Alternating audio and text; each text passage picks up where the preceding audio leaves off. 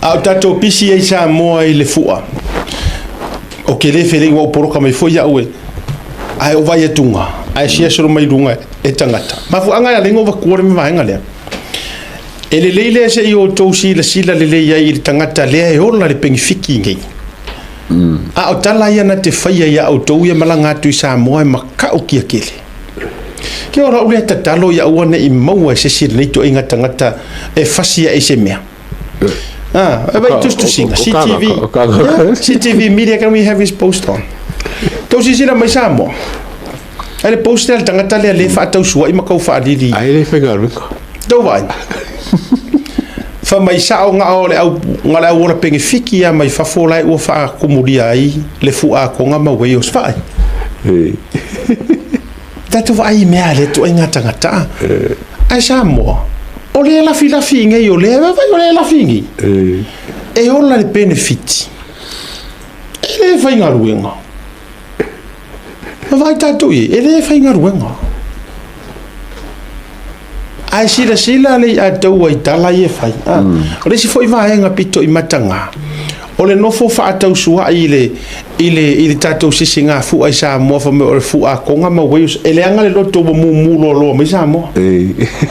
tatou vai ya nga ua va kuirunga. Can we have it one more time Carl? Ya nga ele le yar ko sila uma mai o tou ia la malanga le malanga i Samoa mo kana fa fariku ia ai le taua ia ipo e se siona talinga se taimi foi lele but le va tu ia e fitau i masakanga ka pengi fikisa ia fasi fa mo ai lo le tanga tai le tu inga to vai tato ia i tu inga fale maftalo fai me la le ka ur fale ang ka fale anga mele ta ur tangata ola tau faaleanga ya e fiso ka i mako ya mai si fasi media lai a per mo ne ano e po nge ka oi wa ka info e palo ka pe nga sa ka ula mo so ro pu ka mai sa mo ale o te faiatu le ta te faiatu la vata ita ya o la wa be no faiatu yai la e wa to apili le mato case foi le mo masinga ya yu la ile ku la wela so lu furu valu yu la e to la la wa to avele taro sanga to apili fa unga le fionga tamata i famsin le anga ele ai se mea se mafua anga so nga ngau mai fu o ke wa po o aingi evidence o ke la kuma o le defamation le mea le o umanga provide uma lava au te lo pula le mea manga nau mai fu le fionga ia na le ala to e pili mato guys ai o te fai atu ele le ia ele ikala ngo mai se pare mia a mea ka ke o ki ngai ka kere o aku ya ko ia ale o te fai atu ele le ia ta ita le ka ua le ai na paua le mea lai se tatou vavai se i fafeoki uma le au corrupt lai ko kongo Samoa alo te fatu la wetala le taua do I have the need and the rush to go to Samoa? What for? Nga o broken ai vua mo broken ai vua ele sa okupe mo wa haru ya yes ana over yet pa wala me ole misia o ngai wo mangai ano me foi nga ngo ese ngo mai ese me masa mo ngo mai ngi ora me so ngi manguia ai o wilo le lava le mele to te nau wai o te alu atu i Samoa wa ma ya la to fe wa ulo le to pule ia o watu Samoa ono to faia le o me ko kia o ke sai kia kai pe o skama o fiu sikuka ma ia e me se fo surunga li ia va Marilyn Brown ia e me se fo ia o si uso ia malele Paulo King fai popo wo o lo le lava o le to plan le na ia fa ma ela ia lo le ulu le ha to fe ele ai se mea la ala ifuongo o fiaru aku fo isa mo ngi kaimi o ye ni o ma to isa mo e mo ke ngofo ngai o manuia ia o la tausinga le kausi o mali watu si o tama le fa o kausinga o si o kinga le mangofo oi a ole ale me ala tau no a tau papa ma tau feoti le tau no soni le avale o ti tau te le to e no fo ia te tonu o le malo e fai e kau fai ngia kau pure pulenga nga e ale to ele ia se me mo mia ia o fai ali kau ke loa a mafia ka fau ma ko e fiki pacifica lo fa ko ia ko ale ia mo se me nga ma ke vai konga Mateo vai America Samoa I'll be there soon we'll be there soon Pake ako makeo I kukuila Elelei akala ko e pe ala ka ke America ri ako Samoa ko America Io a to papa pa wa le o mele to te nau yo o watu ia to o foi fai to pure pulenga mai si ko ka mai fasi corrupt e to tonu al metanga ruenga le ka mo fai ngi ia ko me singa le ka mo fai ngi mare pare mia e ki lingi ese I o ese le loi ke ro fai ngao fa ko le ai e ro fai ko ai ngao na fa ko aia e o ese e o loi on sai se eu ese le loi se eu ese mo le loi e ia la loi mo fainga eu ese o life kolofi ai e foi loi e pepe le lei eu ese e oi mai ia se si ke o mo ti a la o ki mare loko o ongo o le ala ku Samoa o ke le ngopo o vai ku le kiripi nga merka ka le I fonga le ngai foi le ya ko da forma ngo fa na ko la ka ngo mai la ko ke sa fa per ka fa ngo ia la so fu va lo yu la yo ngai fa il me o mai ngai ko isi me ko ako pe fo ko pe la ka fa di limba oui ona la vie tal no nya ngai fa kai si menga me se ngai e para me fa ngai forward o loia la loia na le forward lava sila ia I po le e oi ai langa le te fai atu ele ai ma se kau va ai alo fai ko inga fare nguku fa pengi ba to inga tangata le lo te tara noa o lungor ma to case le e se ale ano fali alo te tara noa I afianga o ku ainga fai nga kala fa kupu fa pengi le ala o fai atu ne ia fai o ngai ko ke sa fai le melia o la ngonga ngai fe lolo yo la ngonga o ke la ngonga I le fai pe wa ngale ko sor ka ofi oi ole ai fa ke ma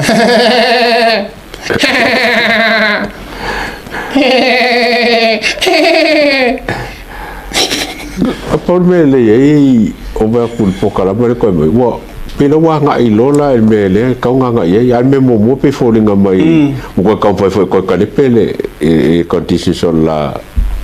pokala na le se mea o I foi fai sa ore ngor por kala me vi inga ole tua angi vi inga ole ku e mo ye ku inga fale nguku fa pia chore alo fa ku ole o fa vitaia ole o fo ku por mele o ka ofie wa se mangu ole mafu solo le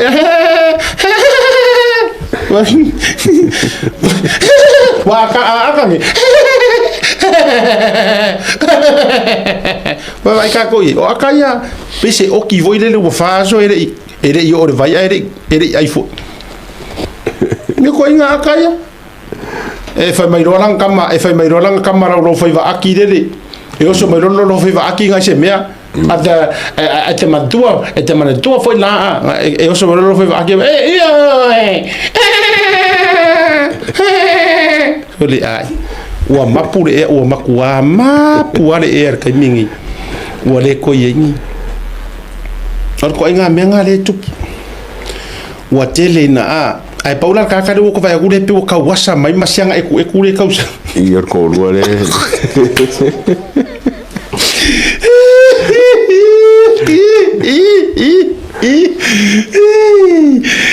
malo mafi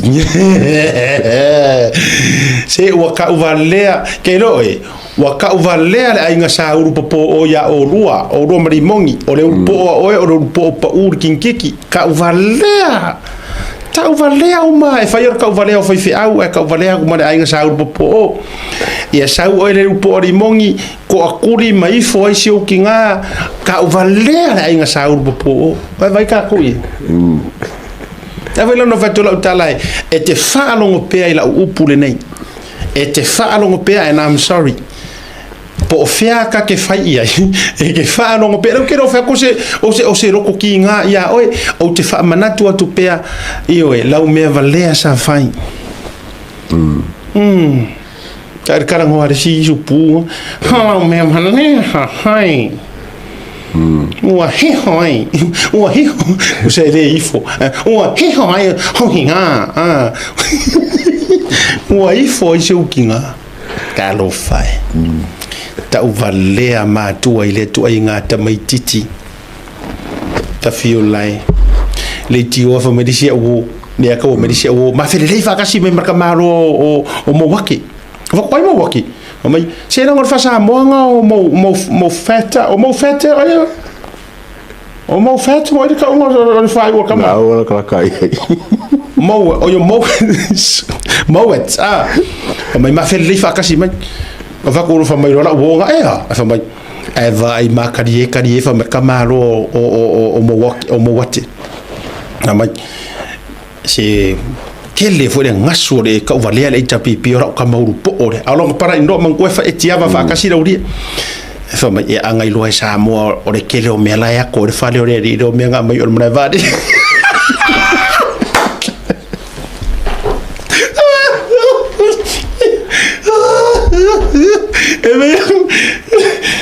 e la wole nga la fere e le iro e anche wole nga la kango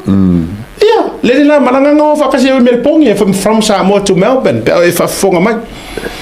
ya fa mai minga susungu wa me fa ko di mongi o le sia u kamanga nga heru fa yu kala awa ki se ki era u kama u po nga lo tia va fo wa manko e matura tia va li mongi e matuli mongi ko ngora inga e fo la tia va le la ai vai rims o ngai limu ngai fa yu ele ide io fa mo me o ngai kele ngai lau papa ma me ngai fa iro fa le nga mo kelo me nga me mai o mna vale my bad boy le ka se la ka wo mo ile Samoa le ki wa le ai o ki fo e sungu fa ki ai ire kai e ke o ki fo ala ti wa nge e fa ko ngala ngoti o le ati pe o ma se o fe Ioi, ore mase se ele ati pe mase se ore. Ki ore mase se ole. Ki ore ko inga mase se foi pe ki kango ku I. Na foi me anga ki kango ku puka mai. El makal fe.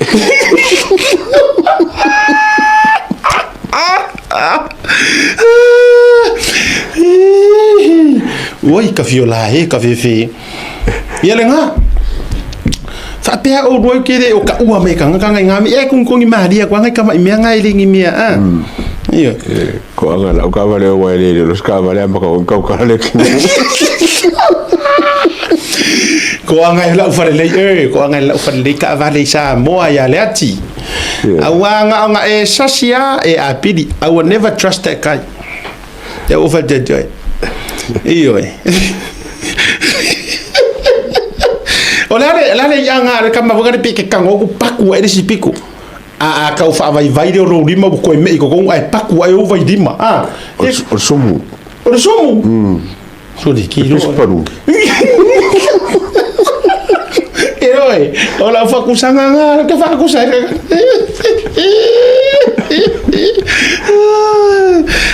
my good boy Mare kapisa sau i runga re social media pe are vai so kupe so ngai usira e pisa mere so kupe are le fe so ro ka u faila ko pe paru o fe e ro fia mau me ora kala le va kur ka kare ori mong o fe ro fia million ya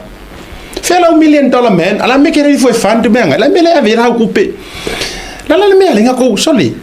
Se mo ko havalea kele le ma o te no ma fu angor mele ta ore o tangata ai le ma e ngalo ya ia wo valea mo fa valea mangala e ngango fo ya kure ya tau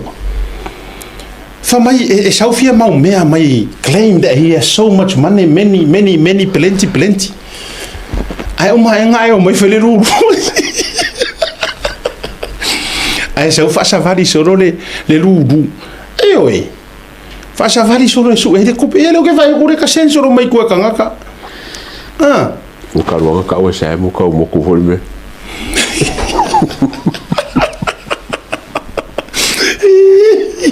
Suli au ke vai aku le ataua o le mafuanga le a Samoa o tangata ni to lua se faila o kama analysis le yeah ele se theory o le mea mo ia o le reason le wa mafuainga never ever unforgiving kusa unforgiving ya kuila e pamari mongi le mea wo fai la audi. Do you know why? O le mafua anga kuila epa wa unforgiving ai longa loko e lefa amangalo inga singei ya kulo sionga uso po sionga nga fofoa mai fo ilanga porokiki le songa la aude le madeto po sio ya aka ko karango le va fa kangaka sionga kali le porokiki longa kali ya o le mafua anga Samoa wa mafua ona o la auli na faaleanga ina lana le toti o lana upule ka uso lana ritoti o ya ka ko inga stuile o ni sinei o ritoti e se le fia ya yor malo o ilanto wia na lanto fia ritoti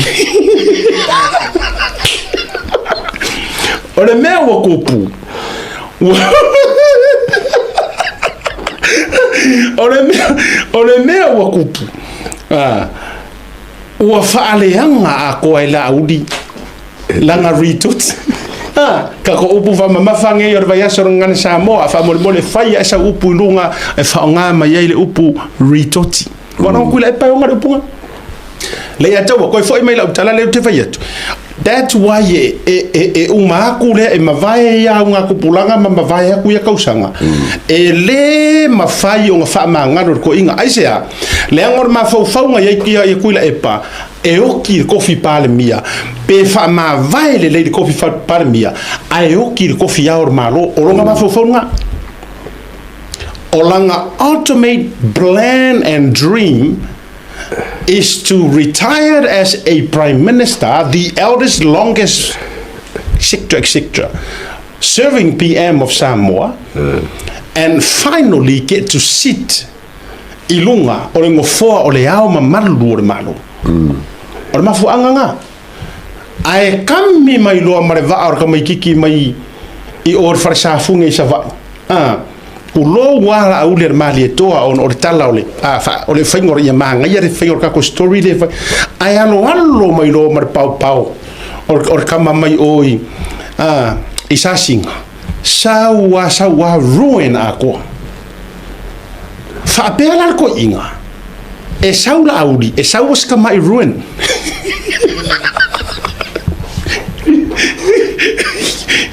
Sapes como ritoti kuso longa mafau lenga foi olanga kala lenga fai o fia me kuso olanga kala fa loko I fali o fia me nga mafu ai nga sao le va ola auli ko kong o nga walu fia me la lango kuso longa mafau nga lela nga makua I sao wai langa opposition lenga fai lenga o lailo na mafau okay fia me se ke fia har foi o ele wo ki me anga e sau peke o sa iro o kingianga o kingiai oi ai sau pe ka kuku ele kai sau la kikira o me na topu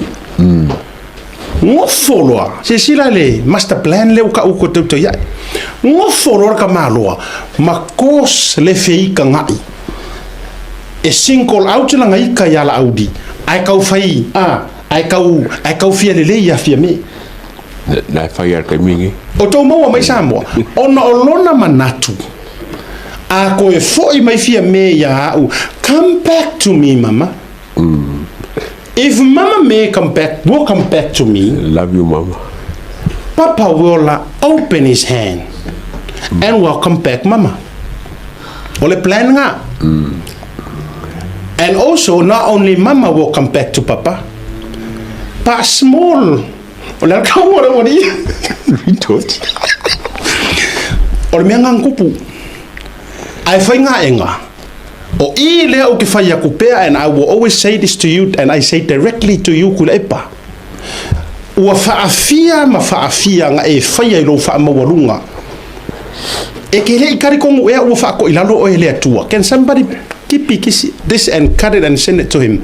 E ke le o kari kongu ea ua fa ko ilalo o ele atua. It is not you, it is not Fia Me, it is not Olo, it is not anybody else. It is God alone. Somebody send this to him. It is God alone. Ele o le fika, ele o le malosi, a o le anganga o le aku. Mafuanga le o mai le so, e ke ki ngā pea, e ke le whaamanga lo inga la auli ar mali e toa, le anga ua whaaleanga a koe la audi, lau fau ke le nga e fio o kumkumu. Ko mare I o e kulepa. Me I mai kala asiaka, me I mai kama ila ikiki leo ni mongi kama I musmosida. Kuloa, leu karangua kul makai. O le makai o le ara le pure le se makai kaudia. Kunoa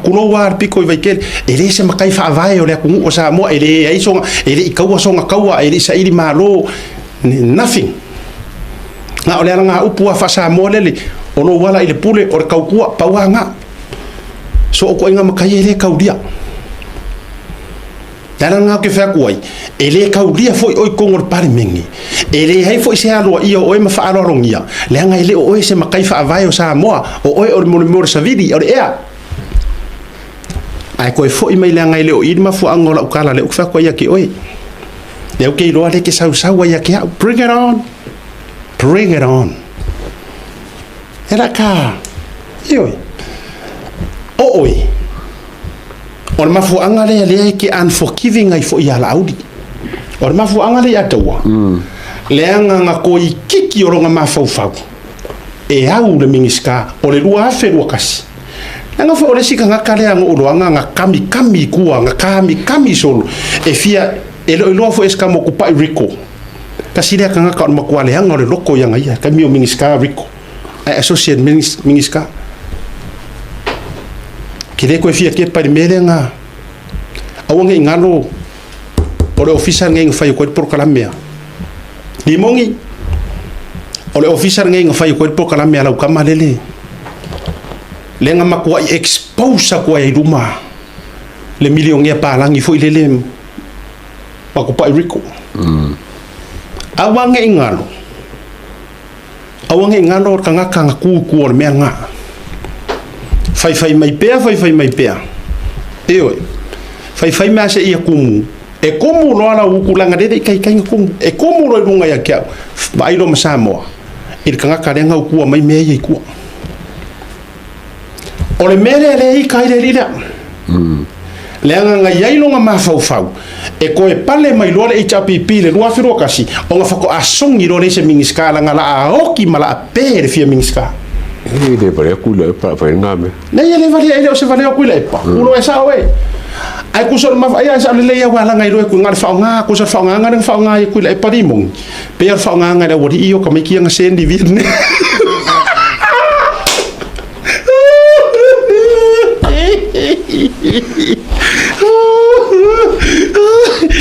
o fa nga ngal fa nga oi ele ese mar fa nga ka mai ki nga ku di ngai Vietnam te wo fa ku ya ke e ke fiu e ke fiei ka mai fia ya ke au bring it on. Ya. Ol menga leng fa ngai e kuile pa. Limong ye fa nga ka mai ki. Os. There. Fa nga mai oi. Ala le nga ku ngai ka mai ki a. Elengi ka mai ki nga fiola mai o langa. Leanga ka mai ki loloku. Ka mai ki loloku. Mau aku kala res ka mai ki nga hola e se olanga ko. E ola e Samoa I se fale o se au ngale ku res ka mai ki. Mai. Ai ua fa olo a kaua weaponize e alo e fai me le wangi o mo ku fakala o le mea sa o nga ku kupu au laiki nga wa umang fire mission there e so la fa pe ku o Cambodia e sa o ai ko nga makiri nga pepe makivinga ma uma ko nga here ko o me Samoa ai e ia le alo fa ka muri ka yo le tua e le o alo fa mafia le ku le me o fai awanga ingara e ingo le ku ile nga sala ai alo fa ka nga sala manga ku o ma fau ka making wa corrupted onga o me ia nga fola ma me fa ia ingi kawi ai le kai yo oro la mala ele mo ingo se foi fa e ka ai long fa kingo me le ola pis afkai le nga le o le kua e uia o ma wer kula fongo pa o le mea inga ia expose ingi mea ke kele o roi kua ko e foi mai fa uma ko la ukala ya limongi mele le ma fuanga e ika le nga ia ku le o ya la audi wa ruin fo ya la audi le history o lo langa fa porkiki wa ele songi se meka o se mingiska mala yo lo fe ele amo o ngi leo por que me kioki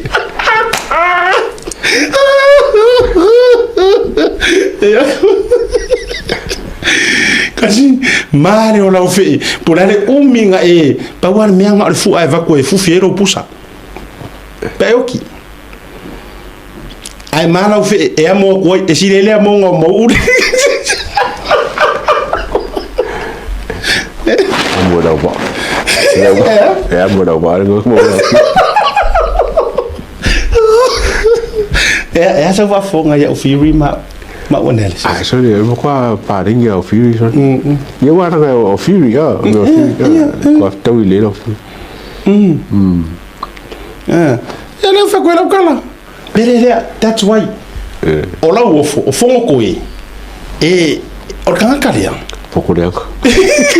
Ya foi mesmo, foi me olha na lá lá lá. Não foi. Lá lá não vai curar, lá não foi coi. To be completely honest. Não se vai curar o cara lá. O fongo coi. O leva nga kau vai longa sua fa aika. O fa aita. O leva nga kau vai mai la romangu ya le paka ku pai lunga. O leva nga kau va var kanga karia. Ma le ai forse suyo ale pakanga o mariu tawa kitiona pefa kasi pefa lua o even more fiu e ka mo fa ya ku ele sa ya ka wa kionga me I mai loi I sa ro run I longa la wofo pia fono toi o I la lenga sa o lo but ire kala anga o reka ngaka ire o kire fa pe o ke fa yaku o ke lo kele o kele mai o kele lo ya po yese ele sa o analysis lo loko e kua ko songa ka pule ika ya la audi besides ya ke a o mele ile ma fo ko ya la audi it's all about the academic side vai mo lo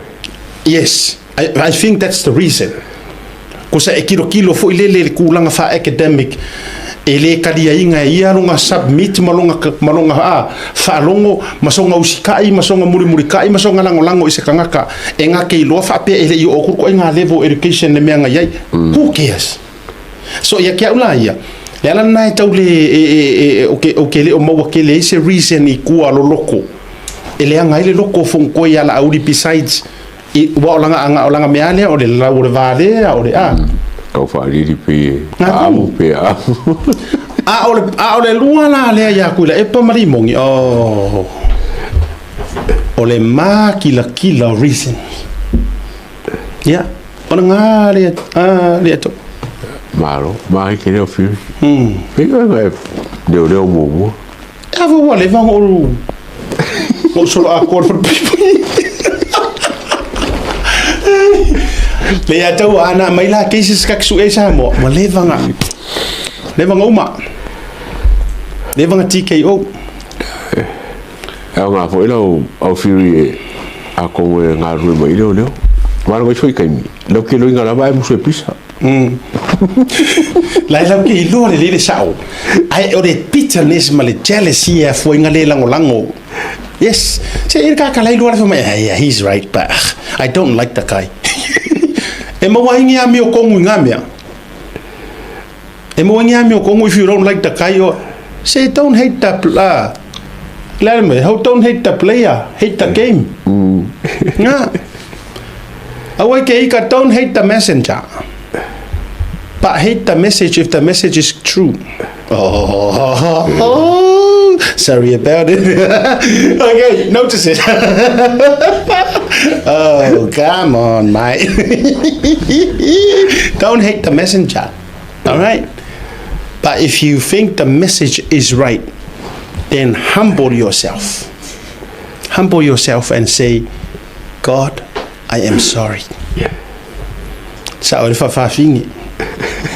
Uso ko kai au, mai me fi au nei. Pese fia pese tato wilo tato wa. Mai roku sa vadi me fi ere fafingi morong puno, fa ku fi au. Ko vai ku lo pese fia ngai as. Mai o kalaki foi tama, o kalaki. Ai o liska ora sa. Mai ku vai me fafingi. O mari pese ngar pungu. E ka wea me fafinga I ro ko ne fefeu e udi mai I le makar fafinga hanga o mare ro ku sa vari me fafinga o ia fefeu o vai ku e ka uli pese fia ai se mai I o eta ma o kasasi fo